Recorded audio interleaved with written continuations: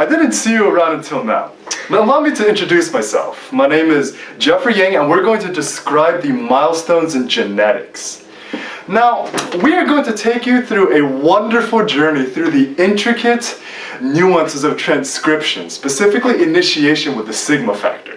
Now, there are over 20,000 protein coding genes in humans, yet somehow RNA polymerases are able to pick the exact, let me repeat, the exact DNA sequence to produce the necessary protein at the right time.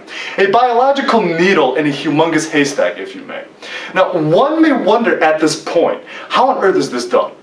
It would take a miracle for the polymerases to spontaneously find the correct sequence at the speed that could sustain life on a regular basis. Yet scientists already knew and were fascinated by the fact that if they took purified RNA polymerase and combined it with a bacteriophage template DNA, the former would selectively transcribe the latter with amazing specificity. This mystery, figured out in 1969, was carried out by 4 brilliant men. Now, Richard Burgess and Andrew Travers at Harvard, along with John Dunn and Eckhard Bautz, what a name, at Rutgers, purified E. coli RNA polymerase and determined which fractions and combination of fractions conferred certain activities to the RNA polymerase. Essentially, they separated active RNA polymerase into its components with the fractions and gave each one a function.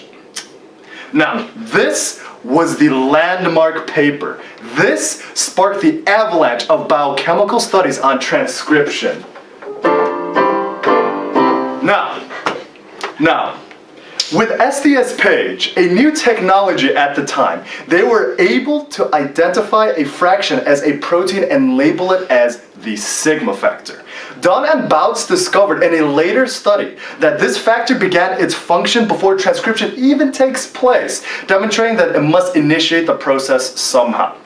Finally, Travers and Burgess observed that this sigma factor would leave the RNA polymerase complex after initiation and then combine with another polymerase to start the entire process over.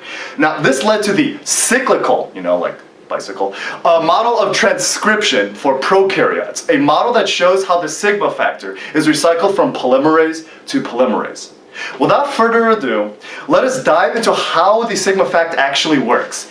Have your mind prepared, since it is about to be blown to bits due to its complexity and importance. Thank you very much, and have fun.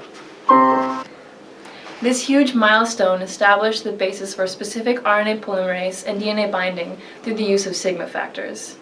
Before the discovery of the sigma factor in 1969, scientists struggled to understand how RNA polymerase was able to specifically bind DNA for transcription. This was a huge impediment to the understanding of how transcription worked. In a landmark paper written by Burgess et al., researchers isolated RNA polymerase from enterobacteriophage T4 and separated the protein into its specific subunits using a phosphocellulose column. This separated the RNA polymerase into a large core fragment as well as a smaller protein fragment. They analyzed each fraction for transcriptional activity and identified that the core fragment had reduced transcriptional activity and the smaller protein fragment had no transcriptional activity at all. However, when these two fractions were added together, transcriptional activity reached the same maximum levels seen in fully intact RNA polymerase. Further analysis by SDS Page identified the small protein that conferred RNA polymerase specificity. It was named the sigma factor. However, questions still existed regarding the sigma factor. Did it increase RNA polymerase affinity for any DNA sequence, or specific ones in particular? And how did the sigma factor associate with RNA polymerase? Further research done by Burgess showed that RNA synthesis initiation increased with increasing amounts of sigma factor. Initiation was measured by the incorporation of a labeled triphosphate group. Continued research by Dunn and Bautz determined that sigma factor functions right before the first RNA phosphodiester bond is formed. Our final paper by Burgess et al. Showed that the sigma factor is a reusable catalyst by demonstrating that the molar amount of initiation observed was greater than the amount of sigma factor present when the reuse of RNA polymerase core fragment was prevented. This paper concluded that the sigma factor was cyclically reused by many RNA polymerases, as the figure shown describes. Wait, but why is any of this important? Well, this discovery led to a huge explosion of research into prokaryotic transcription. In a recent synthetic biology study, engineered sigma factors were used to finely regulate transcription in E. coli. Synthetic biologists strive to engineer organisms that have novel functions. However, cells only have a limited transcriptional capacity.